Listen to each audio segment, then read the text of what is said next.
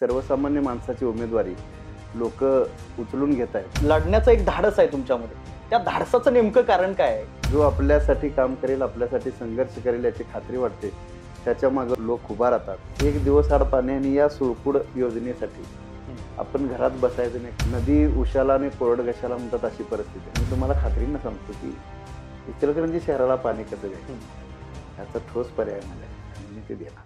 नमस्कार मंडळी, मी सुजित आणि तुम्हा सगळ्यांचं आपल्या यूट्यूब चॅनेलमध्ये मनस्वी स्वागत आहे.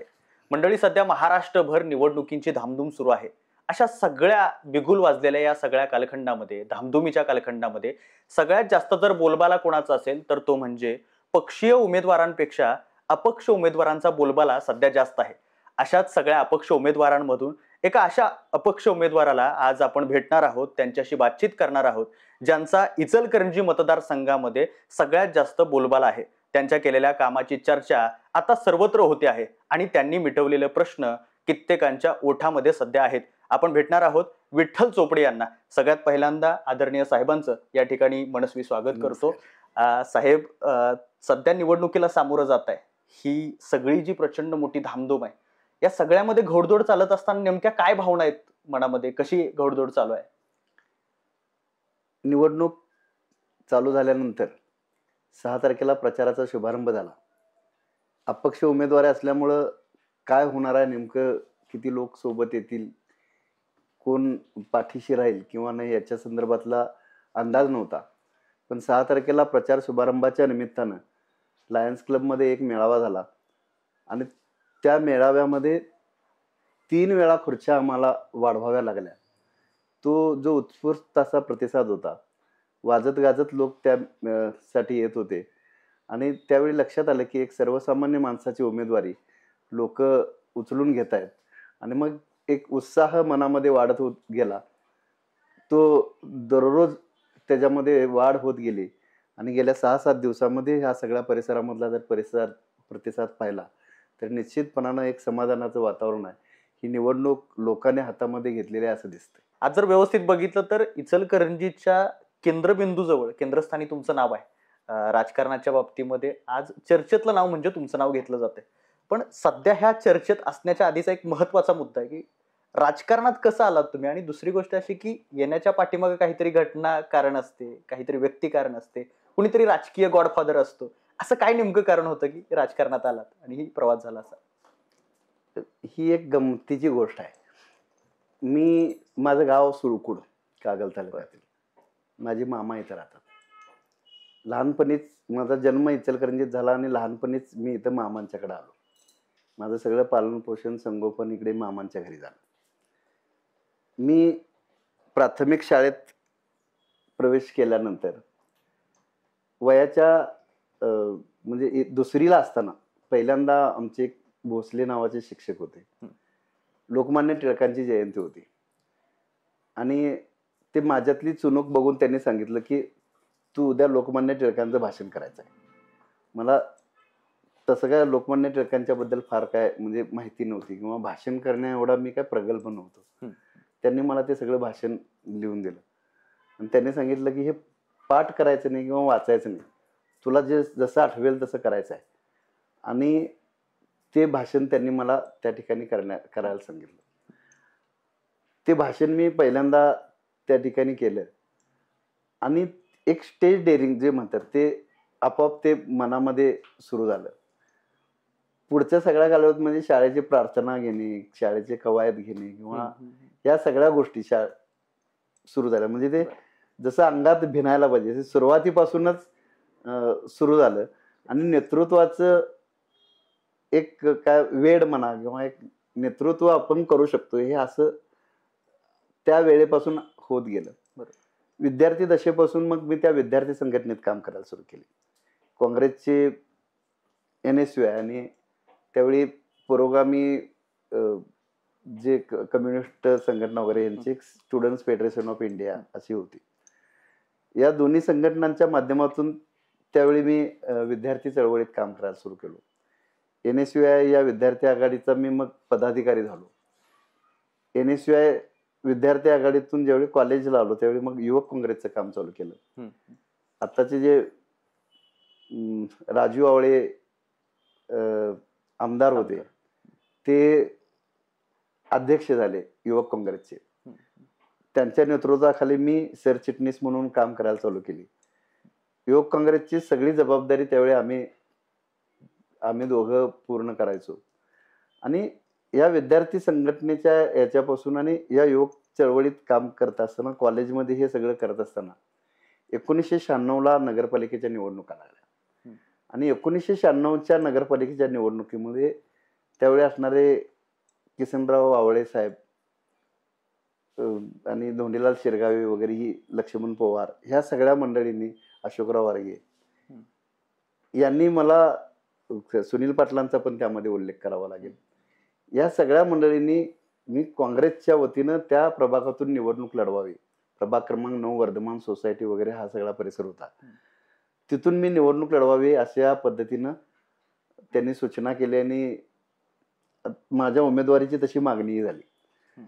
त्यावेळी विद्यमान असणारे जे नगरसेवक होते ते नायकूमामा नेमिष्टे, म्हणजे त्या प्रभागातली जी परिस्थिती होती, नायकूमामा नेमिष्टे, सुनील पाटील आणि इतर सगळ्या मंडळींनी काँग्रेसमधल्या माझ्या उमेदवारीचा त्या ठिकाणी त्यांनी घोषित केली किंवा त्यांनी मला उमेदवारी देण्याच्या संदर्भामध्ये त्या ठिकाणी भूमिका घेतली.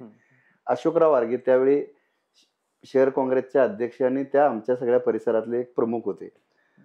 त्यांनी सुद्धा माझ्या उमेदवारीच्या संदर्भामध्ये भूमिका घेतली. माझी उमेदवारी सुद्धा नक्की झाली.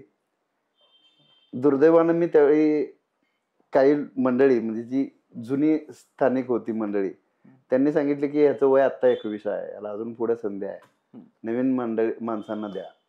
आणि मग उमेदवारी माझी जाहीर झालेली उमेदवारी ऐनवेळी, म्हणजे उद्या फॉर्म भरायचा आणि आदल्या दिवशी मला सांगण्यात आलं की थांब, तू अजून लहान आहे, तुला संधी आहे, पुढच्या वेळी तू होऊ शकतोय आणि बाकीच्यांना द्यावं, अशा पद्धतीनं मला थांबवलं आणि मग दुसऱ्यांना उमेदवारी दिली.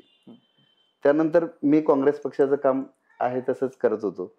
1999ला काँग्रेस पक्षामध्ये 2 गट झाले. शरद पवार साहेबांना काँग्रेसमधून बाहेर करण्यात आल्यानंतर त्यांनी राष्ट्रवादी काँग्रेस पक्षाची स्थापना केली.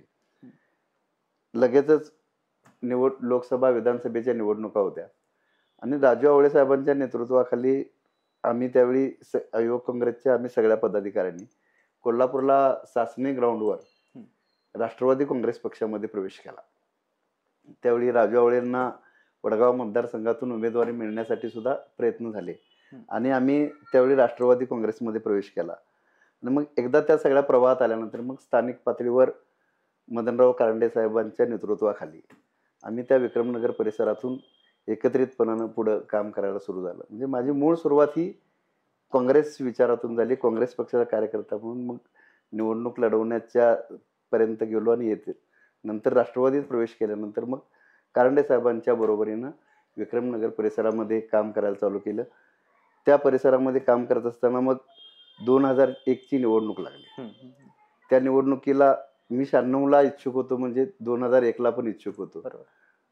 त्यावेळी पण परिस्थिती अशी झाली की 2-3 उमेदवारांसाठीचा एक प्रभाग होता.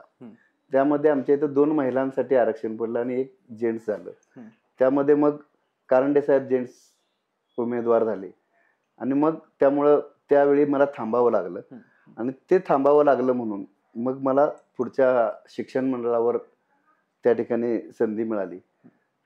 99 पासून आजपर्यंत मी राष्ट्रवादी काँग्रेस पक्षाचा कार्यकर्ता आहे. म्हणजे मी काय कुठं बदल केला, मध्यंतरी अनेक घडामोडी झाल्या, वेगवेगळ्या पद्धतीचे प्रस्ताव आले, वेगवेगळ्या संधी आल्या, पण मी कुठेही काही तसं केलेलं नाही. मी पक्षाबरोबरच राहिलो. आज पण मी राष्ट्रवादी काँग्रेस पक्षाच्या जिल्हाध्यक्षपदाचा जरी राजीनामा दिला असला तरी ज्या घड्याळ चिन्हावर राष्ट्रवादी काँग्रेस पक्षामध्ये मी प्रवेश केला त्याच घड्याळ चिन्हाच्या राष्ट्रवादी काँग्रेस पक्षाबरोबर मी आजही आहे. बरोबर. घड्याळ म्हणजे वेळ बदलली पण तुम्ही कायम घड्याळ सोबतच राहिलात. परंतु नकळतपणे जर आपण बघितलं तर एका बाजूला मातब्बर घराणं आहे जे 35 वर्ष राजकारणामध्ये, आजोबा, मुलगा, नातू इथपर्यंत आता हे प्रकरण पोहोचलंय, आणि दुसऱ्या बाजूला तुम्ही ज्यांच्यासोबत मांडीला मांडी लावून बसलात, खांद्याला खांदा लावून काम करत अखंड वाटचाल केलीत, अशी अनेक माणसं तुमच्या विरोधात आहेत. अशा 2 बाजू विरोधात असताना लढण्याचं एक धाडस आहे तुमच्यामध्ये. त्या धाडसाचं नेमकं कारण काय आहे? इचलकरंजी एक असा मतदारसंघ आहे की इथं काम करणाऱ्याच्या बाजूने जनता उभी राहते. आपल्या समस्यासाठी जो संघर्ष करेल त्याच्या मागे उभं राहायची इथं परंपरा आहे. या गावामध्ये SP पाटील यांना आमदार केलं. कॉम्रेड KL मलाबादेंसारखा कामगार नेता या इचलकरंजी शहराने आमदार करून पाठवला. राजू शेट्टी साहेब पहिल्यांदा लोकसभेच्या निवडणुकीला राहिले. त्यांना पोलिंग एजंट सुद्धा नव्हते किंवा त्यांची कुठली बूथ व्यवस्था नव्हती, पण त्यावेळी सुद्धा लोकांनी त्यांना भरभरून मतं दिली. अशा पद्धतीनं म्हणजे हा सगळा निवेदिता माने या मतदारसंघातून 2 वेळा खासदार झाल्या. लोकांनी वर्गणी काढून त्यांना निवडून दिलं आणि हळवणकर साहेबांची जी 2009 सालची निवडणूक झाली ती तर लोकांनीच केली. त्यामुळे या इचलकरंजी मतदारसंघामध्ये एक परंपरा आहे की आर्थिक धनदांडग्या शक्तीपेक्षा जो आपल्यासाठी काम करेल, आपल्यासाठी संघर्ष करेल याची खात्री वाटते, त्याच्या मागे लोक उभा राहतात. आणि याच परिस्थितीमध्ये आता इचलकरंजी शहरामध्ये गेल्या 30-35 वर्षापासून पिण्याच्या पाण्याचा प्रश्न अतिशय गंभीर बनलेला आहे. 4 लाख लोकसंख्येचं गाव आहे. नदी उशाला आणि कोरडघशाला म्हणतात अशी परिस्थिती आहे. पंचगंगेचं प्रदूषण आहे. कृष्णा नदीतून आम्ही पाणी आणतोय, पण त्या गळक्या पाईपलाईन योजनेचं सातत्यानं गळती लागत असते आणि महिन्यातून 5 ते 6 वेळा पाणी नागरिकांना मिळतं. माता भगिनींचे पाण्यासाठी प्रचंड हाल आहेत. गेल्या 30-35 वर्षामध्ये वेगवेगळ्या पद्धतीच्या योजना करण्याच्या संदर्भात चर्चा झाली, त्या पद्धतीनं प्रयत्न होत गेले, पण शाश्वत अशा पद्धतीचं आज अखेर काही घडलेलं नाही. इथल्या माता भगिनींचे पाण्यासाठीचे हाल संपत नाहीत. अशी चेष्टा केली जाते की इचलकरंजीला मुलगी द्यायची आहे तर तिथं बाबा पाण्याची व्यवस्था नाही, ते तेवढं सोडून दुसरं काय आहे काय बघा. अशा परिस्थितीमध्ये हा आमचा पाण्याचा प्रश्न आहे. यंत्रमागाच्या संदर्भातले अनेक प्रश्न आहेत आणि या सगळ्या प्रश्नांच्या सोडवणुकीसाठी गेल्या वर्षानुवर्षे ज्यांना आपण संधी दिली त्यांच्या हातून तसं विशेष काही घडले नाही आणि हे प्रश्न सुटत नाहीत. आमच्याकडे एक व्हिजन आहे आणि आम्ही हे देऊ शकतोय हा विश्वास आहे.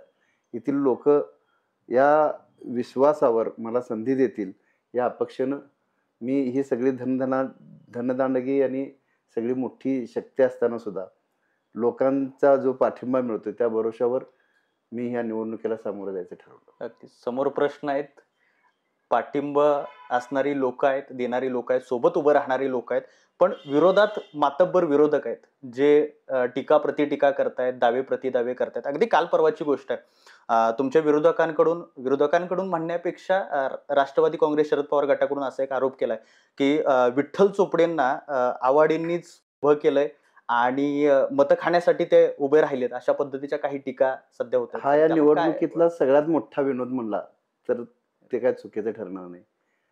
कारण आपण पाहत असाल की मी राष्ट्रवादी काँग्रेस पक्षाच्या अजित पवार गटाचा जिल्हाध्यक्ष आहे.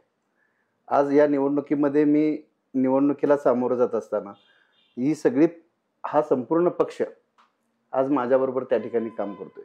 तुम्ही सांगा, मी जर समजा उमेदवारी केली नसती, या निवडणुकीला सामोरं गेलो नसतो, अजित पवार गट म्हणून जर काम करत राहिलो असतो तर मी एक महायुतीचा घटक होतो आणि महायुतीचा घटक म्हणून मला भारतीय जनता पक्षाचं म्हणजे आवाड्यांचं काम करावं लागलं असतं. आमची जी काय मतं असतील, आमची असतील, पक्षाची असतील, ती ताकदीनं आम्ही त्यांच्याशी केली असती आणि त्यांचं मताधिक्य वाढवण्याचा प्रयत्न केला असता. महायुतीचा उमेदवार निवडून कशा पद्धतीने येईल यासाठी प्रयत्न केला असता. रात्रीचा दिवस त्यावेळी सुद्धा करावा लागला असता, जसं आम्ही लोकसभेच्या वेळी सुद्धा केला.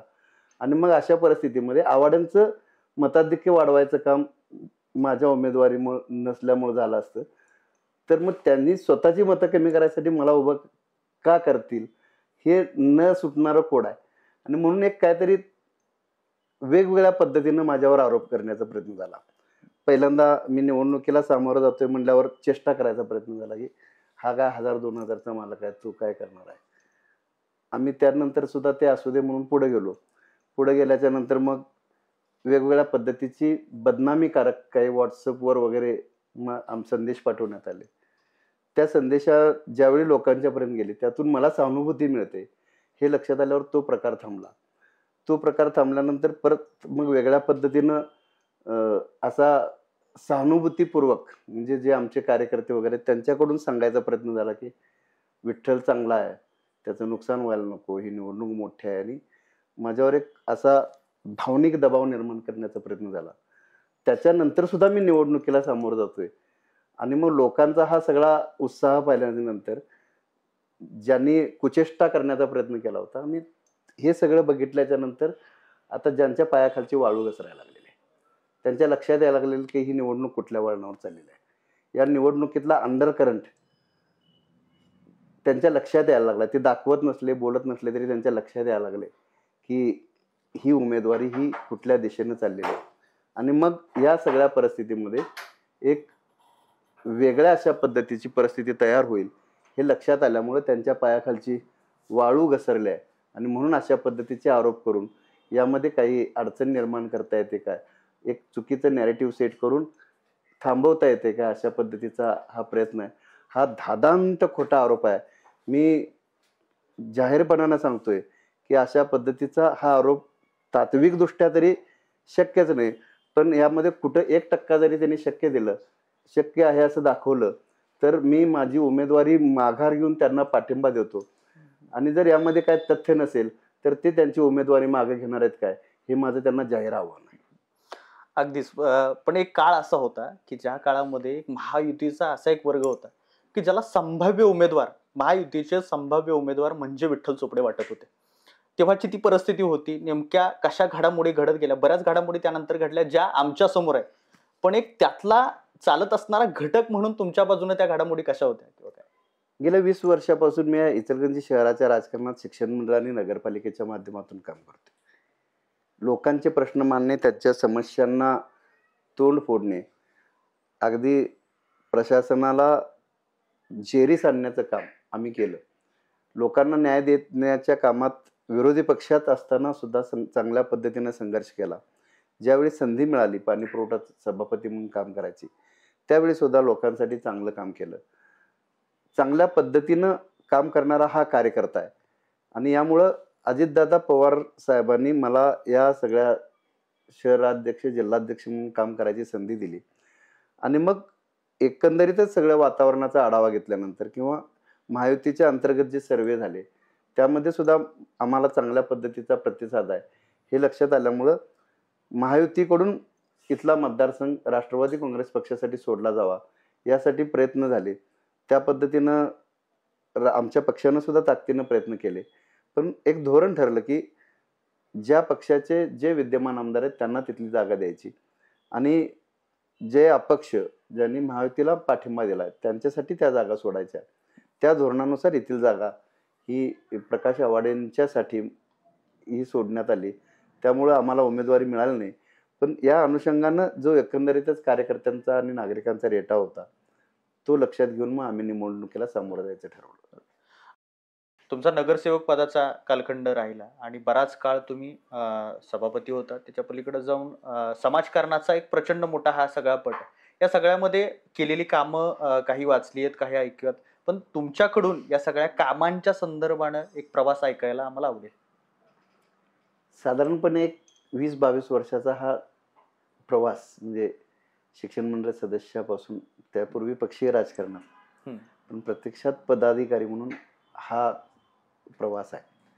शिक्षण मंडळाचा सदस्य म्हणून काम करताना सुद्धा काही वेगळं पण मी त्या ठिकाणी दाखवण्याचा प्रयत्न केला. मुलामुलींना जे खाकी म्हणजे चड्डी आणि पांढरा शर्ट हा वर्षानुवर्षाचा गणवेश होता. खाजगी शाळाकडे बघताना टकाटक रंगीत मुलं टकाटक घालून घेतात. मी त्या जो मूळ गणवेश आहे तो बदलून रंगीत करायला पाहिजे या संदर्भातली भूमिका मांडली. त्याप्रमाणे रंगीत गणवेश सुरू करून घेतला. मुला-मुलींच्या शाळा एकत्र करण्याच्या संदर्भातला एक विषय होता.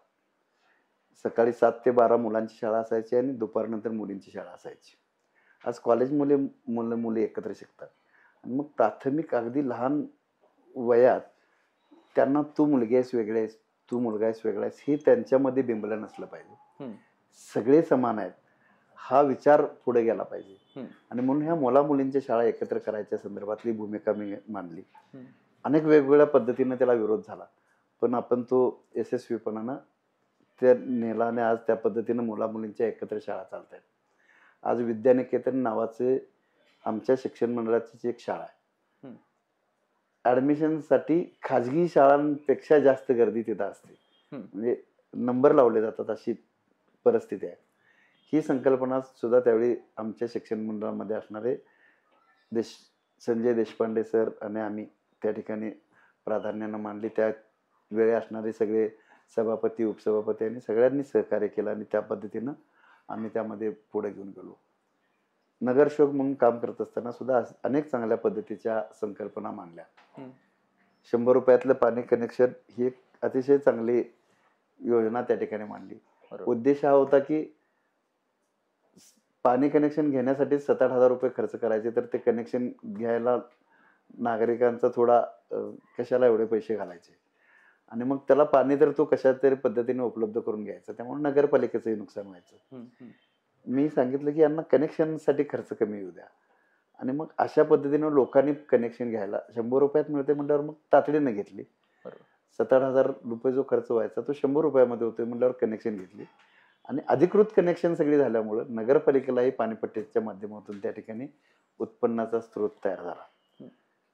कचऱ्याच्यासाठी जो घरोघरी कचरा गोळा केला जातो किंवा टाकण्यासाठी कोट्यावधी रुपयाचा खर्च महापालिका करते, तो सुद्धा खर्च कशा पद्धतीनं कमी करायचा या संदर्भात मी एक अहवाल करून आरोग्य विभागाला त्यावेळी दिला.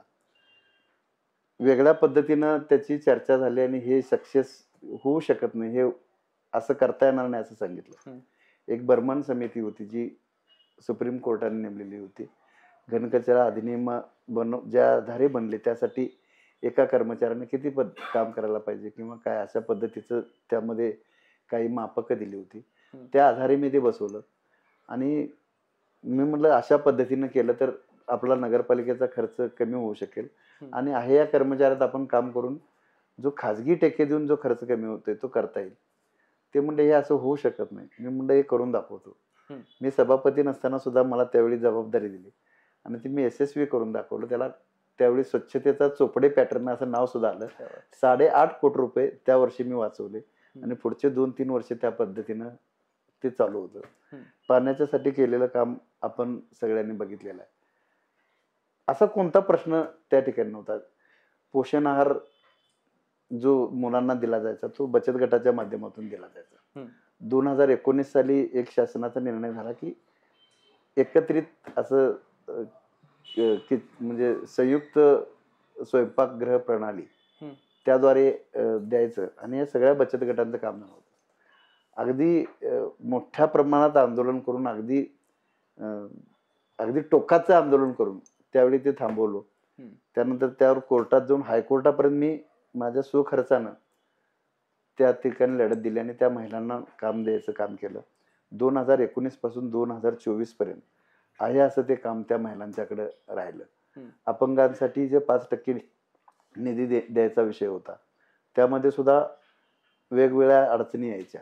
त्या सगळ्या अपंगांच्या मागे उभारून त्यांना वेळेत तो निधी मिळाला पाहिजे, त्यांना येणाऱ्या काय अडचणी आहेत त्यामध्ये कायदेशीर मार्ग कशा पद्धतीने काढता येईल ते करून त्याला ते निधी मिळवून देण्याच्या संदर्भामध्ये काम करायचं आहे. कायदेशीर दृष्ट्या ज्या वेगवेगळ्या अडचणी येत आहेत किंवा कायद्याचा बेकायदेशीर वापर करून काही प्रथा नगरपालिकेमध्ये होत्या ते बंद करण्यासाठी अगदी हायकोर्टापर्यंत रीट कराव्या लागल्या, त्या केल्या आणि आपण ते केलं. घरभाड्याच्या वाढीच्या संदर्भात आपण त्याला विरोध केला, म्हणजे नगरपालिकेचं नुकसान होऊ नये पण नागरिकांच्यावर पण अतिरिक्त ओझा पडू नये याच्यासाठी मी त्यामध्ये प्रयत्न केले. इतर ज्या सगळ्या प्रश्नांच्या समस्याबाबत सुद्धा मी सातत्यानं लोकांच्या साठी जे करता येईल त्यासाठी मी करत राहायचो. विरोधी पक्षातला प्रमुख म्हणून मी माझा स्वतंत्र जनता दरबार त्या नगरपालिकेमध्ये असायचा. मी सकाळी 10 वाजल्यापासून 3 वाजेपर्यंत दररोज त्या ठिकाणी वेळ देऊन लोकांची गाऱ्हाणे ऐकून ते सोडवण्याचा प्रयत्न करत होतो. एक चांगल्या पद्धतीचं काम ह्या सगळ्या महापालिकेच्या माध्यमातून केलं. हे करत असताना त्याचा कायद्याचा अभ्यास मी सातत्यानं करत राहिलो. कारण तुम्हाला लोकप्रतिनिधी म्हणून काम करत असताना कायद्यानं चालणाऱ्या सभागृहात तुम्ही प्रतिनिधित्व करताय तर तुम्हाला कायद्याचं ज्ञान असलं पाहिजे. तुम्ही ज्यावेळी कायद्यानं वागणार किंवा तुम्ही एखादी गोष्ट कायदेशीर ज्यावेळी सांगणार त्यावेळी प्रशासन तुमचा विचार करेल किंवा प्रशासनावर तुमचा वचक राहू शकतो.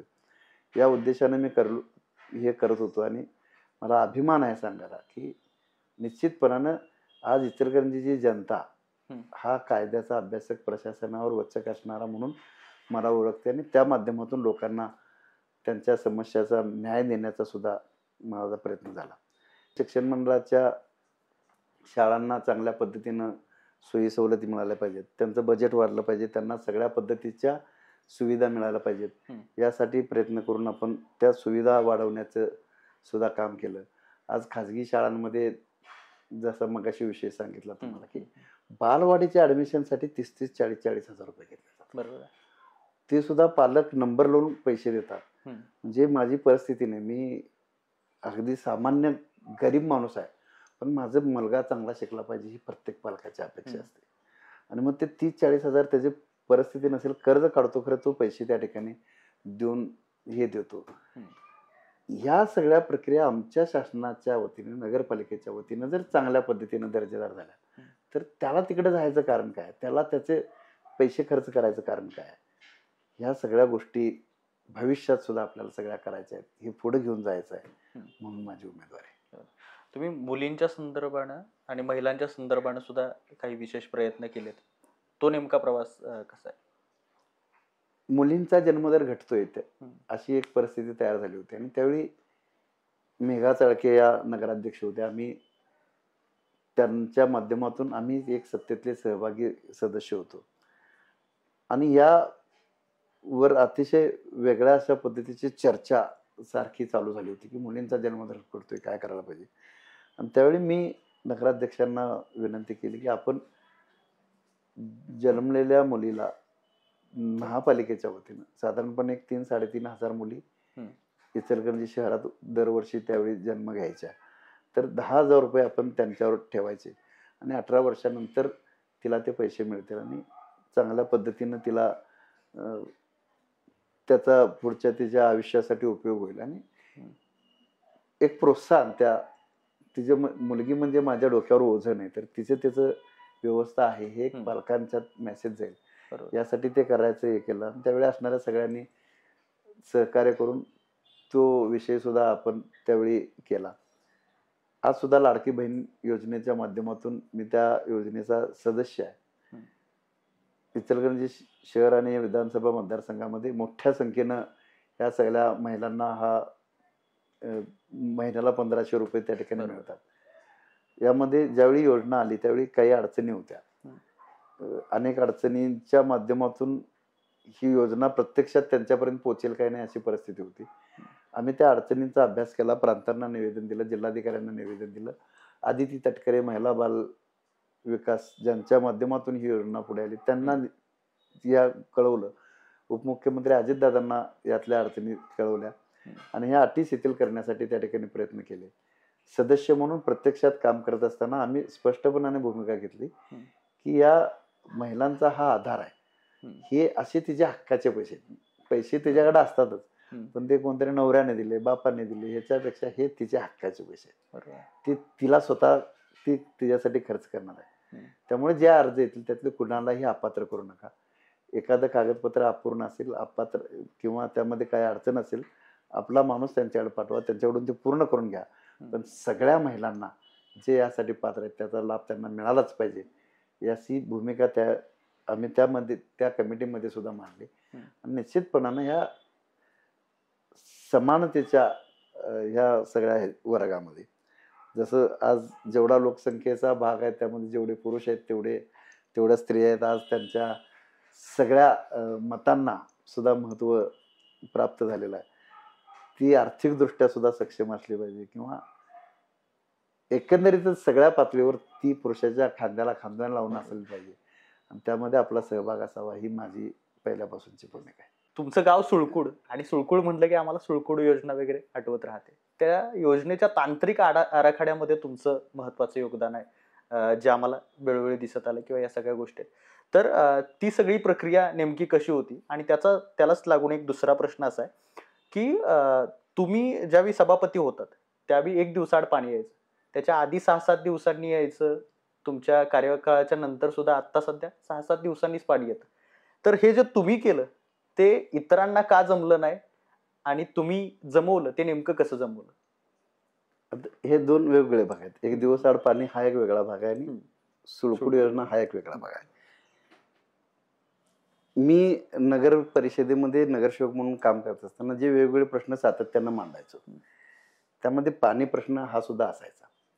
पाणी हे शहरातला कायमचाच प्रश्न आहे. म्हणजे कधीही प्रश्न उपस्थित केला तर तो पाण्याचा प्रश्न असतोच, अशी परिस्थिती आहे. आणि मग ज्यावेळी मला पाणीपुरवठा सभापती म्हणून काम करायची संधी मिळाली, त्यावेळी मी ठरवलं की ठीक आहे, आपण विरोधी पक्ष म्हणून काम करत असताना अनेक वेळा ह्या पाणी प्रश्नावर आवाज उठवला, सत्ताधाऱ्यांना वेठीस धरलं किंवा त्यांना वेगवेगळ्या पद्धतीनं हे असं तुम्ही का करत नाही असं विचारलं. आज तुम्हाला संधी आहे, तुमच्या हातात दिले आणि तुम्ही जर आज केला नाही तर मग तुम्ही जे आतापर्यंत बोललेला ते सगळे व्यर्थ होतं. म्हणजे बोलण्यासाठी तुम्ही बोलत होता, तुमच्याकडे दिलं त्यावेळी तुम्ही काय करू शकला नाही. या विचारानं मला असं भंडावून सोडलं होतं की आपल्याला हे काय करायचं आहे. मी जानेवारी महिन्याच्या साधारणपणे 6 तारखेला चेअरमन झालो आणि ठरवलं की आपण रोज नाही पण किमान एक दिवस आड पाणी द्यायचं. एक दिवस आड पाणी देणं शक्य होतं. असं म्हणजे हे का एक दिवस आडाने द्यायचं, तर मी मगाशी सांगितलं की इथली कामगार वस्ती झोपडपट्ट्यामध्ये राहणारा वर्ग आहे. यांना 4 दिवस पुरेल एवढं पाणी नगरपालिका देते. बरोबर. पण 4 दिवस उपाशी ठेवलेला माणूस, त्याला एकदम एका वेळी जर 4 दिवसाचं जेवण दिलं तर तो खाऊ शकत नाही. बरोबर. तशी परिस्थिती यांची आहे. याच्याकडे 10 बाय 10च्या खोलीत राहणारा माणूस किंवा ज्याच्याकडे एखादं बॅरेल दुसरं बॅरेल ठेवू शकणारा माणूस 4 दिवसासाठी त्याला लागणारं पाणी साठवून ठेवू शकत नाही. त्यामुळं किमान एक दिवस आडानं पाणी त्याला द्यायचं, हा विचार मी करत होतो. मी सभापती झालो, काही जणांशी चर्चा केली आणि म्हटलं की आपण एक दिवस आड पाणी देण्यासाठी प्रयत्न करूया. अनेकांनी मला सांगितलं की साहेब ह्या भानगडीत पडू नका. काय झालंय म्हणले, लोकांना आता सवय लागलेली आहे. तुम्ही काहीतरी ही भानगड करणार आणि ते जर झालं नाही सक्सेस तर लोक सगळे अंगावर येतील. मला पण ते अवघड वाटलं की म्हणजे अशी वस्तुस्थिती आहेच. पण आपण म्हटलं प्रयत्न तर करायला हरकत नाही. गंमतीचा भाग सांगतो की मी हे सगळं सोडलं, हे कसं करता येईल यासाठी मी जे प्रत्यक्ष काम करणारे, जे टर्नकी पाणी सोडणारे, प्लंबर, आमचे अभियंता बाजी कांबळे साहेब आणि त्या फिल्टर हाऊसमध्ये काम करणारे, ह्या सगळ्यांना म्हणलं की आपण एकदा एकत्र बसूया आणि त्याच्यावर काय करता येते आपण बघूया. ठीक आहे म्हणले, बसूया. त्याविषयी एक दिवस आम्ही बसलो आणि हे सगळं करताना हे होऊ शकत नाही असंच एकंदरीत सगळा सुरू होता. कारण त्यांच्या कुणाचा दोष नव्हता, पण असणारी एकंदरीत पाण्याची परिस्थिती, पाईपलाईनची परिस्थिती आणि हे अवघड आहे असं होतं. एक गंमत अशी होती की मी त्या ही सगळी टर्नकी वगैरे जे पाणी सोडतात ते फोन बंद ठेवायचे. फोन बंद ठेवायचं याचं कारण असं की कधी पाणी येणार आहे किंवा काय हे लोकांना ते सांगू शकत नव्हते आणि मग लोकांच्याकडून त्यांना कसंही बोललं जायचं. त्यामुळे ते त्यांचं काम असेल तेवढं फोन लावायसाठी फोन वापरायचे आणि बंद करायचे. मी त्याविषयी त्या सगळ्यांना गमतीनं म्हणलं, मी तुमचे फोन चालू ठेवायची व्यवस्था करतो, तुम्ही मला मदत करणार काय. म्हणजे असं गमतीनं सगळं चाललं होतं. त्यांनी म्हणले ठीक आहे करतो साहेब. आणि मग मी त्या सगळ्यांना विश्वासात घेऊन, म्हणजे आमचे पाणी पुरवठाचे आमचे बाजी कांबळे इंजिनियर असतील, बाकीचे त्यावेळी असणारे बाकीचे सगळे त्यांचे सहकारी, ते सगळे टर्नकी, या सगळ्यांच्यावर बसून चर्चा केली आणि एक एक टाकी वाईज काय करता येईल त्याला विश्वासात घेऊन विचारलं की इथं किती वेळ लागतोय, किती वेळ पाणी जाते, काय केलं तर काय बदल होईल. आणि असं त्यांच्या सगळ्यांच्याकडून जाणून घेतल्यानंतर मी ठरवलं की याच्यावर एक रोड मॅप करायचा, म्हणजे आपण एक ठोस करूया. मी त्यांच्याकडून घेतलेली सगळी कच्ची माहिती घेऊन बसलो एक 2-4 दिवस आणि त्याच्यावर एक असा अभ्यासात्मक काय करता येईल याचा विचार करून मला सुचलं की हे जर असं केलं तर हे होऊ शकते. त्याप्रमाणे मी शहराचे 2 भाग केले आणि या दिवशी यांना पाणी द्यायचं आणि या दिवशी यांना पाणी द्यायचं. कुठल्या टाकीला किती वाजता दिलं तर कसं होईल, किती टाकी आता एका टाकीवर प्रत्येक वार्डात काय वेगळी टाकी नाही. एका टाकीवर वेगवेगळे भाग असतात. कुठला भाग सोडल्यावर जास्त टाकी कमी होते, कुठला भाग सोडल्यावर कमी कमी होते आणि मग त्या आधारे मी त्याचं टाइम टेबल केलं. आणि या सगळ्यात मग काय झालं, त्याचा जो कालावधी आहे तो कमी करण्यामध्ये मला यश आलं. म्हणजे शहापूरचं सांगतो की शहापूरला पूर्वी ज्यावेळी पाणी द्यायचे त्यावेळी सकाळी 6ला पंप दिला जायचा, रात्री 9 पर्यंत ते दिलं जायचं आणि दुसऱ्या दिवशी परत निम्मा दिवस ते सगळं पाणी द्यावं लागत होतं आणि त्यानंतर परत 4-5 दिवसानं पाणी यायचं. मी ते थोडं ठरवलं कसं करायचं आणि माझ्या पूर्ण वर्षाच्या म्हणजे एक उदाहरण देतो, असं सगळीकडे झालं. मी त्याचे 2 व्यवस्थित प्लॅनिंग केलं आणि सकाळी 6ला सुरू होणारा पंप जो रात्री 9 पर्यंत चालायचा तो मी 2 पर्यंतच बंद केला. म्हणजे सकाळी 6 ते रात्री 9 9:30 पर्यंत चालणारा पंप मी 6 ते 2 मध्येच बंद केला आणि तेवढ्या वेळात त्यांना सगळ्यांना पाणी मिळेल याची व्यवस्था केली. असं सगळ्या टाकींवर केलं. त्याची काळजी मात्र मी एवढी घेत होतो की ती टाकी जी 5:30ला भाग चालू होणार आहे तो 5:30ला चालू झालाच पाहिजे. ते आलेत काय नाही मी 5:30ला सगळ्यांना फोन करत होतो. कुठलं लिकेज झालंय, गळती झाले, प्रत्यक्ष जाकवेलला जायचं किंवा कुठं प्रत्यक्ष जागेवर जायचं हे सगळं करत होतो. आणि त्यामुळं काय ज्या तांत्रिक अडचणी येतील त्या तातडीनं त्या व्हायला पाहिजेत. स्टाफ करत होता पण आपण स्वतः राहून ते करून घेतलं तर ते अधिक चांगल्या पद्धतीनं होते. म्हणजे उदाहरण सांगतो की आता कुठल्या लिकेजेस तर होतेच, पाईपलाईन गळती होती, पण कुठल्या पॉइंटला जर लिकेज झालंय आणि मग तिथं जर लिकेज काढायचं असेल तर त्याचं जे म्हणजे पाणी सोडायची प्रक्रिया असते म्हणजे वेल्डिंग करण्यापूर्वी त्याला किती वेळ लागतोय याचा सुद्धा मी अभ्यास केला होता. आणि त्यामुळे मग आता समजा आता लिकेज झालं तर मी लगेच बंद करायचं नाही. संध्याकाळी 7ला लिकेज झालं ना, ठीक आहे तुम्ही भरायला चालू करा, रात्री 3 वाजेपर्यंत भरा. याला पाणी सोडायसाठी किती वेळ लागेल तर याला 4 तास लागतात. 3ला बंद करा, पहाटे 3 पर्यंत भरून घ्या. 3ला बंद केला की म्हणजे ती 7 वाजेपर्यंत संपणार असते, म्हणजे ती पाईप रिकामी होणार आहे. मी 6ला हे सगळे गोळा होऊन यायला पाहिजेत असं करणार. जनरली कामगार म्हणजे कसं आहे, ठीक आहे मला वेल्डिंगचं काम दिलं किंवा मला करायचं, मी जातो ना 10ला 11ला माणसं गोळा करून, पण मी ती रात्री जुळणी लावणार. सकाळी 6ला तो जाणार नाही हे मला माहित असणार, त्यामुळे मी 6ला त्याच्याकडे हजर असणार आणि त्या सगळे गोळा करून घेऊन जायचं. 7ला रिकामं होईपर्यंत तिथं जे खड्डा वगैरे काढायचं काम आहे ते पूर्ण करून घ्यायचं आणि मग ते पुढच्या 11-12 वाजेपर्यंत काम पूर्ण व्हायचं. 12 वाजता परत पाणी चालू व्हायचं. म्हणजे लिकेजसाठी जे आज 2-2 दिवस जे वाया जातात ते मी 4-5 तासात कसं होईल हे केलं. त्यामुळं माझ्या काळात सुद्धा 44 लिकेज झाले तब्बल, म्हणजे आठवड्याला एक लिकेज काढलं. पण या सगळ्या आमच्या सहकाऱ्यांच्या मदतीनं, मग ते इंजिनियर असतील बाकी सगळे असतील, ते सुद्धा मी स्वतः एवढं झोकून देऊन काम करतोय म्हणल्यानंतर ते सुद्धा. आता आमचे काही मंडळी तर सांगतो की त्यांनी रविवारची सुद्धा सुट्टी घेतली नाही. म्हणजे आता मी सांगितलं बाजी कांबळे वगैरे हे चौधरी साहेब होते किंवा आमचा फिल्टरचा स्टाफ रविवारी सुट्टी घ्यायची नाही. ते तुम्ही आलाय म्हणल्यावर ते त्या ठिकाणी यायचे. म्हणजे त्यांना सुद्धा एक त्यामध्ये अशी आत्मीयता आणि गोडी तयार झाली की हे सक्सेस झालंय, आपलं चांगलं झालंय, एक आनंद होता तो आणि त्यामुळे ते सगळं यशस्वी झालं. याच्याच बरोबर म्हणजे जसं हे तुम्ही यशस्वी केलं, अगदी मायनर हे तुमचं नियोजन आहे किंवा या सगळ्या गोष्टी आहेत, तुम्ही स्वतः अभ्यास करणारे उमेदवार आहात, ही एक अत्यंत जमेची बाब आहे. त्यातला एक विषय राहिला मध्ये की मग हे करत असताना सुळकुड कशी सुचली. तर सुळकुड हा 2013 पासून इचलकरंजी शहराच्या नवीन पाणी योजनेचा विषय सुरू झाला होता. 2013 मध्ये आमच्या इथं कावेरीची साथ आली आणि पंचगंगेतून पाण्यामुळं ही कावेरीची साथ पसरली असा विषय तयार झाला. 43 लोक त्यावेळी म्हणजे त्यांचे बळी गेले आणि अनेक लोक त्यावेळी त्यांना कावेरी झाली, ते दवाखाने हॉस्पिटलाइज झाले वगैरे झालं. तर यासाठी एक कायम शाश्वत स्रोत असायला पाहिजे म्हणून चर्चा सुरू झाली.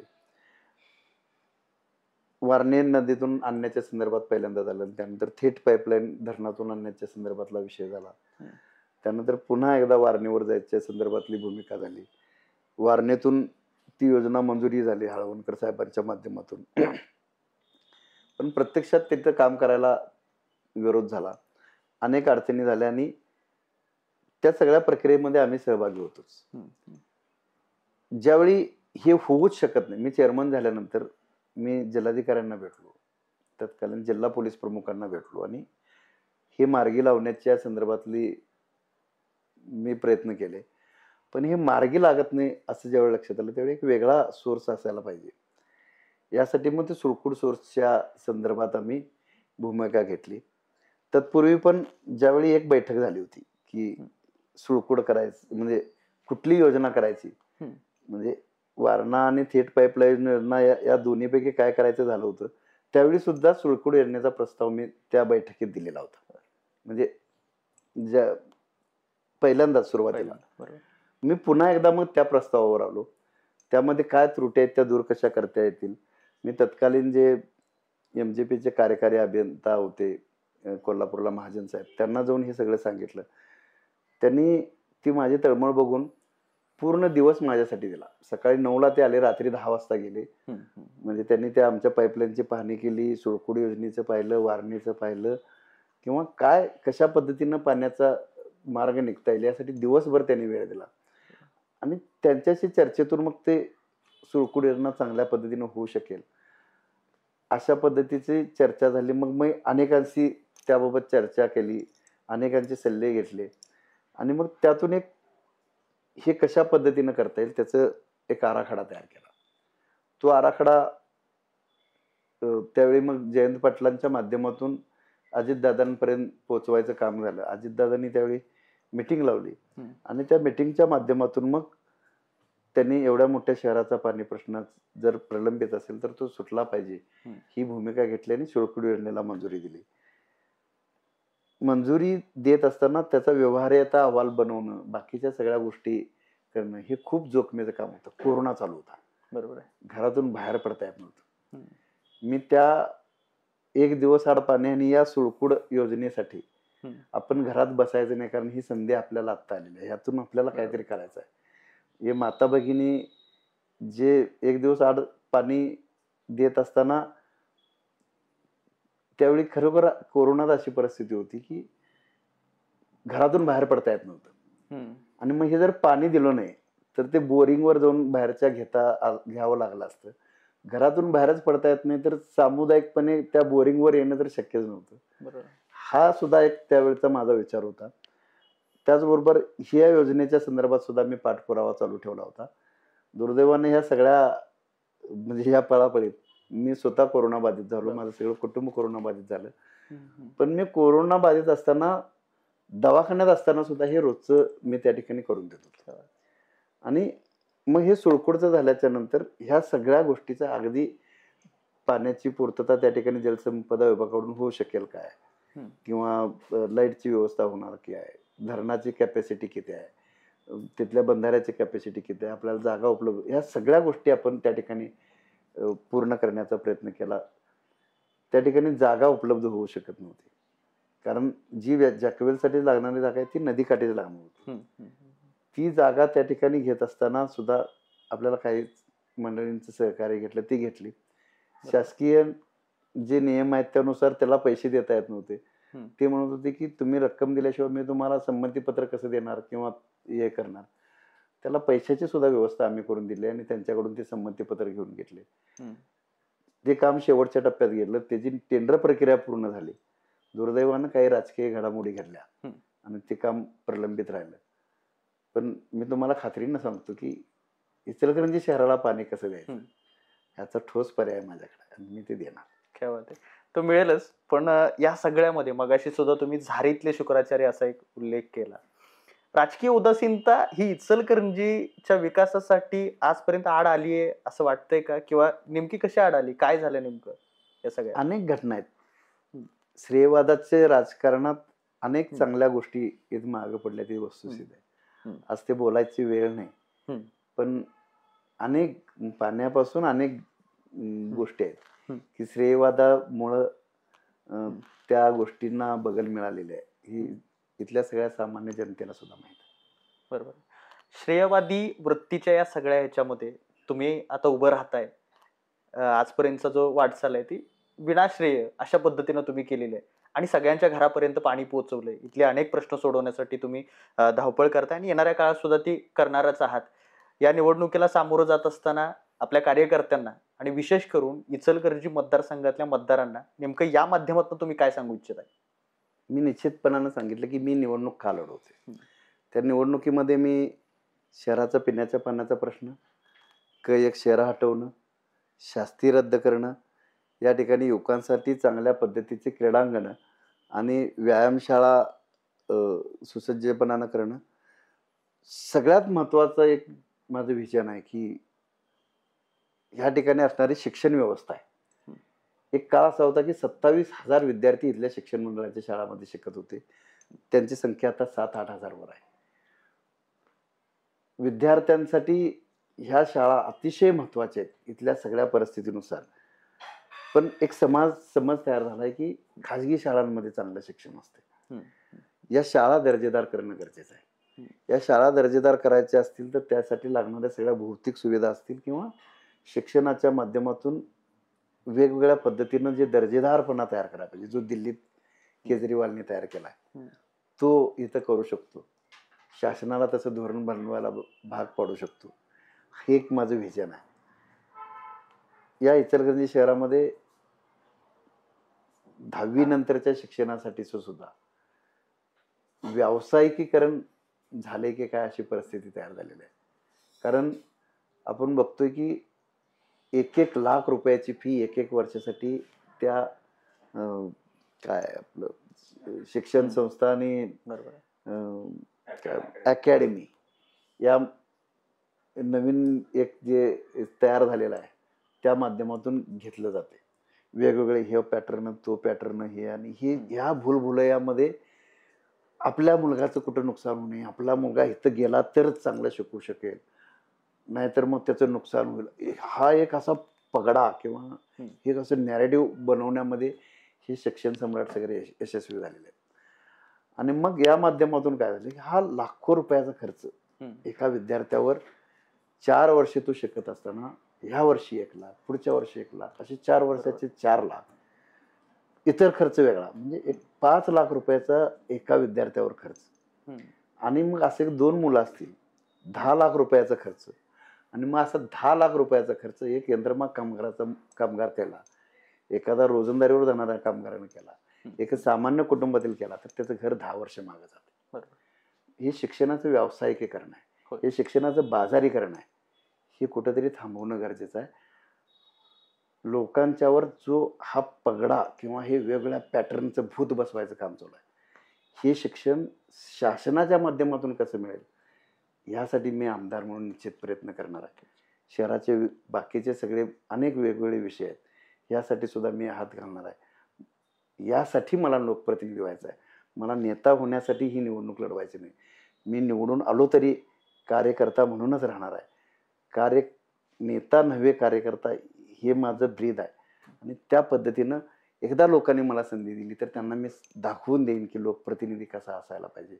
निश्चितपणानं या लोकांच्या सेवेसाठी रात्रीचा दिवस करून मी काम करेन, एवढं मी आशावाद या निमित्तानं सगळ्या जनतेला देतो. तुमच्या पाठीमागं असणाऱ्या वर्ग, त्या वर्गाच्या पाठीमागचं एक कारण होतं की तुम्ही केलेली कामं, पाण्याचं असू दे किंवा इतर गोष्टीतलं असू दे. आता सुद्धा एक प्रचंड मोठा वर्ग आहे जो तुमच्या पाठीमागं एका विश्वासावर आहे की हा माणूस आपली कामं करणार. अशी काय कामं आहेत किंवा असं काय धोरण आहे की जे तुम्ही मनात ठेवलंय, जे माझ्या सुंदर इचलकरंजीसाठी मला हे करायचंय, असं नेमकं काय? सगळ्यात जिव्हाळ्याचा प्रश्न आहे तो पिण्याच्या पाण्याचा आहे. मी मगाशी पण सांगितलं की 30-35 वर्षापासून हा प्रश्नावर नुसता चर्चा होते. प्रत्येक निवडणुकीला ह्या प्रश्नावर चर्चा होते. अनेक खासदार आमदार पाण्याच्या प्रश्नावर बदलले गेले, नवीन आले. पण ज्या पद्धतीनं लोकप्रतिनिधींनी तो प्रश्न धसाच लावायला पाहिजे त्याकडे दुर्लक्ष झालेलं आहे असं मला वाटतंय. गेल्या अनेक वर्षापासून हा जो पिण्याच्या पाण्याचा प्रश्न आहे तो सोडवण्याच्यासाठी आता ज्या अडचणी तयार झाल्या या संदर्भात लोकप्रतिनिधी आता जे विद्यमान होते त्यांनी काहीही केल्याचं त्या ठिकाणी दिसत नाही. या उलट आता आहे तो पाणी पुरवठा भरपूर आहे, आपल्याला पाण्याची काय कमतरता नाही, अशा पद्धतीची भूमिका त्यांनी घेतलेलं सुद्धा वृत्तपत्रातून आलं. त्या दिवशी मी त्यांना सांगितलं की अण्णा हे बोलणं बरं नव्हं. इचलकरंजी शहराला पिण्याच्या पाण्याची एवढी अडचण असताना आपण आता आहे पाणी पुरेसं आहे असं जे भूमिका घेतलेली आहे ती चुकीची आहे. आणि त्यामुळं मी म्हणजे आज निवडणूक आहे म्हणून विरोध करतोय असं नाही. यापूर्वी सुद्धा ज्या ज्यावेळी अण्णांनी अशा पद्धतीची भूमिका घेतली त्यावेळी मी त्यांना विरोध केलेला आहे. आणि म्हणून हा पिण्याच्या पाण्याचा प्रश्न हा प्रामुख्याने आहे. दुसरा महत्वाचा विषय आहे की 1904 साली या शहरामध्ये पहिल्यांदा यंत्रमाग आला. साधा यंत्रमाग हा इथला कणा बनला. या गावामध्ये जी वाढ झाली किंवा एकंदरीतच या गावामध्ये उद्योग तयार झाला, त्या माध्यमातून रोजगार मिळतोय म्हणून आजूबाजूचे लोक ह्या ठिकाणी आले काम करता करता स्थायिक झाले, गाव मोठं होत गेलं. आणि हे सगळं होत असताना या व्यवसायामध्ये ज्या अडचणी तयार होत गेल्या, एक काळ असा होता की 1.25 लाखापर्यंत या यंत्रमागांची संख्या गेली. आणि या 1.25 लाखाच्या संख्येमुळे एक वेगळ्या अशा पद्धतीचं एक वस्त्र नगरी म्हणून, मँचेस्टर म्हणून या व्यवसायाची ओळख तयार झाली. पण दुर्दैवानं गेल्या काही वर्षामध्ये या व्यवसायामध्ये असणाऱ्या वेगवेगळ्या अडचणींनी इथला कारखानदार बेजार होत गेला. अनेकांनी आपले व्यवसाय बंद करून वेगवेगळ्या व्यवसायाकडे त्यांनी पाठ फिरवली, तिकडे सामील झाले. आणि जो 1.25 लाखाचा यंत्रमाग होता तो 50-60 हजार पर्यंत खाली आल्याचं आपण बघतोय. हा व्यवसाय जर टिकला तर इथलं या यंत्रमागाच्या चाकावर इथलं गाव चालतंय असं म्हणलं तर ते चुकीचं ठरणार नाही. आणि मग त्या व्यवसायाच्या तेजी मंदीचा फरक हा इतर सगळ्याच व्यवसायावर पडतोय. ही सगळी वस्तुस्थिती असल्यामुळे या व्यवसायासाठी काही ठोस धोरण आखणं ठीक आहे. आधुनिकीकरणाचं युग आहे, लोकांनी थोडं बदललं पाहिजे. पण इथली परिस्थिती वेगळी आहे. इथला जो यंत्रमाग आहे तो आधुनिकीकरणासाठी जे गेले ते गेले, पण विकेंद्रित स्वरूपात असल्यामुळे इथला एक वैशिष्ट्य असं आहे की स्वतःच्या राहत्या घरामध्ये 8 माग, 12 माग, 16 मागाचं एक युनिट, त्यामध्ये जो घरातला कर्ता पुरुष असतोय तो त्या ठिकाणी ते विणकामाचं काम करतोय. त्या ठिकाणी असणारी त्याची जी मंडळी असते ते कांड्या भरण्याचं काम करते. त्या ठिकाणी असणारे घडी घालणे वगैरे ही तत्सम कामं त्याचा मुलगा करतोय. आणि एकंदरीतच एक कुटुंबाला रोजगार मिळण्याबरोबर त्यातून त्याचं घर चालते, ही सगळी वस्तुस्थिती होती. हा आधुनिकीकरणाकडे ज्यावेळी जात असताना हा सगळा जो ढाचा आहे तो मोडणार आहे. आधुनिकीकरणासाठी लागणारा जो खर्च आहे तो स्वतः त्या ठिकाणी करायची त्याची म्हणजे त्याला न पेलवणार आहे. आणि म्हणून मग आधुनिकीकरणाकडे जायचं आहे, थोडं त्यामध्ये मॉडिफिकेशन करायचं आहे. तर यावर सुद्धा वारंवार चर्चा होते, पण सरकारकडून त्याला काहीच मिळालेलं नाही. गेल्या अनेक वर्षामध्ये या व्यवसायाच्या आधुनिकीकरणासाठी त्याला सवलत देण्याच्या संदर्भातली चर्चा झाली, पण लोकप्रतिनिधींचा पाठपुरावा तिथं होत नाही किंवा ज्या पद्धतीनं शासनावर प्रशासनावर वचक असायला पाहिजे तो दिसत नाही. आणि म्हणून हे लाभ मिळत नाहीत. मी निश्चितपणानं मला जर संधी मिळाली तर ह्या आधुनिकीकरणासाठी शासनाच्या मार्फत काही सवलती असतील, काही अनुदान असेल, हे मिळवून देऊन या व्यवसायाला पुन्हा एकदा गतवैभव मिळवून देण्याचा माझा प्लॅन आहे. या इचलकरंजी शहरामध्ये 1973 साली नगर योजना मंजूर झाली. त्याची अंमलबजावणी तातडीनं होणं गरजेचं होतं, पण त्याची अंमलबजावणी झाली नाही. तत्कालीन जे शेतकरी होते त्यांनी मी मगाशी म्हणल्याप्रमाणे बाहेरून येणाऱ्या लोकांना छोटे छोटे भूखंड पाडले आणि त्याची विक्री केली. त्यामुळं प्रत्यक्षात टीपी योजना वेगळी राहिली आणि जागेवर झालेला विकास वेगळा राहिला. भविष्यात त्याच्यामध्ये मग आता त्याची अंमलबजावणी करायचं तर त्याचं ती घरं पाडायची काय, ते सगळं अनधिकृत करून एवढं मोठं गावातलं नुकसान करायचं काय, अशा अडचणी येत गेल्या. आणि मग त्या मिळकत पत्रकावर एक शिक्के पडले. एक म्हणजे अनधिकृत व्यवहार. आणि यामुळे अशी अवस्था आहे की तुमची 50 लाख रुपयाची, 60 लाख रुपयाची, 1 करोड रुपयाची प्रॉपर्टी आहे. पण त्याची खरेदी विक्री करता येत नाही. त्याला बँकेचं कर्ज मिळत नाही. त्याला बांधकाम परवाना मिळत नाही. सरकारी कोणत्याही योजनेचा त्याला लाभ घेता येत नाही. आणि मग अशा एका विचित्र परिस्थितीमध्ये हा सगळा वर्ग म्हणजे मोठा, अगदी तुम्हाला सांगतो की इचलकरंजी शहरामध्ये असणाऱ्या एकूण मिळकतीपैकी जवळजवळ 50% मिळकतींचा हा प्रश्न आहे. आणि म्हणून हा प्रश्न सोडवण्यासाठी 50 वर्षात हे संपायलाच पाहिजे होतं. 3 पिढ्या झाल्या साहेब. 50 वर्ष म्हणजे 3 पिढ्या झाल्या. त्या सांगतायत हे करा, पण ते होत नाही. तो प्रश्न संपवण्यासाठी आम्ही त्याच्यामध्ये हात घातलेला आहे. तो प्रश्न मार्गी लावण्याचा प्रयत्न आहे. पुढच्या 5-6 महिन्यामध्ये वर्षभराच्या आत हा प्रश्न सुद्धा संपुष्टात येऊ शकतोय. जसं बांधकाम परवाने मिळत नाहीत ही अडचण आहे, त्याच्यावर लागून त्याला दुसरा अडचण आहे की ज्या इमारतींना बांधकाम परवाना न घेता बांधकाम केले त्याला दुप्पट दराने शास्ती लावायची तरतूद आहे. आणि मग दुप्पट दराने शास्ती याचा अर्थ की तुम्हाला एक 4,000 रुपये घर पाळायचं असेल तर तुम्हाला 8,000 रुपये शास्ती लागणार. म्हणजे तुमचं जर 4,000 वर्षाला घर पाळायचं तर तुमचा 12,000 येणार. ही शास्तीची रक्कम आहे. ही लोक न भरता फक्त फाळ्याची रक्कम भरतायत. पण ती फाळ्याची रक्कम भरली म्हणून ही शास्ती संपली असेल. अशी 48 कोटी रुपयाची आतापर्यंतची थकबाकी ही या सगळ्या मिळकतधारकांच्यावर पेंडिंग आहे. मग कोणाची 50,000 असेल, 30,000 असेल, लाख रुपये असेल, ही कायमची टांगती तलवार आहे. हा प्रश्न सोडवण्यासाठी सुद्धा मी पुढाकार घेतलाय. अगदी शेवटच्या टप्प्यात ते प्रकरण आणून ठेवले. 14 ऑगस्टला बैठक झाली. महापालिकेनं तसा प्रस्ताव देण्याच्या उपमुख्यमंत्री अजितदादांनी आदेश दिले. तो प्रस्ताव महापालिकेनं तयार केला. त्यातील सगळ्या क्युरीज वगैरे पूर्ण करून तो प्रस्ताव गुरुवारी तयार झाला. शुक्रवारी नगरविकास विभागाकडून फायनान्सला न्यायचा आणि सोमवारी कॅबिनेटमध्ये मंजूर करायचा. या स्टेजला ते प्रकरण सगळं येऊन थांबलं. आणि गुरुवारी आम्ही तिथल्या 8 दिवस या सगळी तयारी करून आला. आता उद्या होते. शुक्रवारी कुठे माशी शिंकली, कोण शुक्राचार्य झारीतला झाला काय कळलं नाही. आणि शुक्रवारी ती नगरविकास मधून फाईलच गेली नाही फायनान्समध्ये. आम्ही परत शनिवारी दसरा होता, रविवारची सुट्टी होती. सोमवारी कॅबिनेटसाठी तो फाईल त्या ठिकाणी न्यायची म्हणून आम्ही त्या ठिकाणी गेलो. पण दुर्दैव आमचं की कॅबिनेट दुपारी 4 ऐवजी त्या दिवशी सकाळी 9:30लाच झाली. आणि मंगळवारी आचारसंहिता लागली. त्यामुळे एक दिवस आम्हाला कमी पडला असं म्हटलं तर ते चुकीचं होणार नाही. म्हणजे आता इचलकरंजीकरांची घरपाळ्याची म्हणजे शास्तीची टांगती तलवार निघण्यासाठी फक्त 1 दिवसाचं अंतर कमी आहे असं म्हटलं तर चुकीचं नाही. म्हणजे तो प्रश्न संपलेला आहे. त्याच्यासाठी सुद्धा मी खूप पाठपुरावा केला. 2008 पासूनचा 16 वर्षाचा हा विषय या निमित्तानं संपुष्टात येतो. झोपडपट्ट्या इचलकरंजी शहरात मोठ्या प्रमाणात आहेत. 23 झोपडपट्ट्या जवळजवळ घोषित आहेत. त्यांचं आहे त्या जागेवर स्थलांतर करण्याची मागणी आहे. कामगार वर्ग आणि सर्वसामान्य दीनदलित गोरगरीब ह्या सगळ्या झोपडपट्ट्यांमध्ये राहतात. 30-30, 40-40 वर्षापूर्वी बांधलेली घरं आहेत. त्यांचं जर पुनर्वसन चांगल्या पद्धतीनं झालं तर त्याला एक तो आधार होईल. पण हे काम सगळं थांबलं होतं. मी प्रामुख्यानं हा प्रश्न घेऊन त्यावर सुद्धा मीटिंग केली. अजितदादांनी यामध्ये सुद्धा आदेश दिले.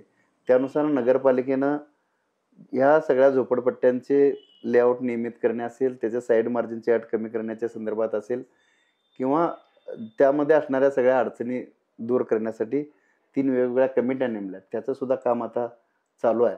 निश्चितपणानं पुढच्या काही महिन्यामध्ये हे एकदा क्लिअर झालं की प्रत्यक्षात झोपडपट्टीवासियांना घरं मिळायला सुद्धा चालू होतील. यंत्रमाग कामगार हा या शहरातला मूलभूत घटक आहे.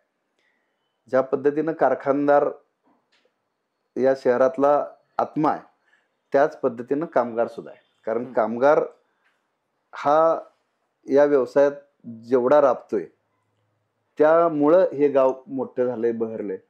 2013 साली एक करार झाला आणि त्याला पगारवाढ देण्याच्या संदर्भामध्ये कायमस्वरूपी योजना त्या ठिकाणी करण्यात आली. पण आज कारखानदारालाच मिळत नाही. तसं इथला कारखानदारांनी कामगाराचं नातं अतिशय प्रेमाचं. कामगाराच्या प्रत्येक अडीअडचणीत स्वतःहून त्या ठिकाणी धावून जाऊन मालक मदत करत असतो. पण आज कारखानदारच अडचणीत असल्यामुळे तो ही पगारवाढ असेल किंवा अन्य काही त्याला देऊ शकत नाही. आणि मग ह्या सगळ्या परिस्थितीमध्ये पगारवाढ झालेली नाही, महागाई तर वाढते आहे. म्हणून पूर्वी जो 2 मार्क चालवायचा तो आता 4 वर गेला, 6 वर गेला, 8 वर गेला, आज 10-12 मार्क चालवल्यानंतर सुद्धा त्याला अपेक्षित असं त्यातून उत्पन्न मिळत नाही. त्याला आणि त्याच्या कुटुंबाला त्या ठिकाणी काम केल्याशिवाय त्याचं पोट भरत नाही, अशा पद्धतीची या व्यवसायातील कामगाराची स्थिती आहे. आणि म्हणून नवीन पिढी यामध्ये येताना दिसत नाही. बरोबर. आज धंदा कमी व्हायचं हे एक दुसरं कारण आहे की नवीन पिढी या व्यवसायामध्ये येतच नाही, कारण यात काय भविष्यच दिसत नाही. तर आमचं म्हणणं असं आहे की तो राबत असतोय. तो ज्यावेळी रिटायर होतोय त्यावेळी पर्यंत त्याला कुठल्या सवलती तरी मिळतच नाही. रिटायर झाल्यानंतर त्याला कुठलं निवृत्ती वेतन किंवा असे कुठले लाभ मिळत नाहीत. उलट तो एवढा राबलेला असतोय की काहीतरी आजार घेऊनच तो काम बंद करतोय. आणि ज्यावेळी बाहेर पडतोय त्यावेळी ग्रॅज्युटी, पेन्शन काय नाही, उलट काम मालकाची काहीतरी बाकीच त्याच्या अंगावर असते. ही अतिशय म्हणजे विदारक अशी परिस्थिती आहे. यासाठी ज्याप्रमाणे बांधकाम कामगारांना काही सवलती दिल्या जातात कल्याणकारी मंडळांच्या माध्यमातून, त्याप्रमाणे ह्या व्यवसायात काम करणारा मग यंत्रमाग कामगार असेल, कांडीवाला असेल, गडीवाला असेल, मेंडिंग करणारा असेल किंवा या संदर्भामध्ये मालवाहतूक करणारे कामगार असतील, या सगळ्यांसाठी एक यंत्रमाग वस्त्रोद्योगातलं कामगारांच्यासाठी कल्याणकारी मंडळ स्थापन करावं आणि त्याचे लाभ द्यावेत यासाठी चर्चा होत होती. मी याला वाचा फोडली. 14 ऑगस्टला जी अजितदादांच्या अध्यक्षतेखाली बैठक झाली त्यामध्ये मी हा प्रश्न प्राधान्यानं मांडला. अजितदादांनी सांगितलं की कामगार मंत्र्यांना भेटा आणि तुम्ही हा प्रस्ताव कामगार विभागाकडून घ्या, तातडीनं त्याची अंमलबजावणी करायचं काम आम्ही करतो. त्याप्रमाणे आम्ही कामगार मंत्री सुधाकर खाडेंना भेटलो, त्यांच्याकडून त्यांचं पत्र घेतलं.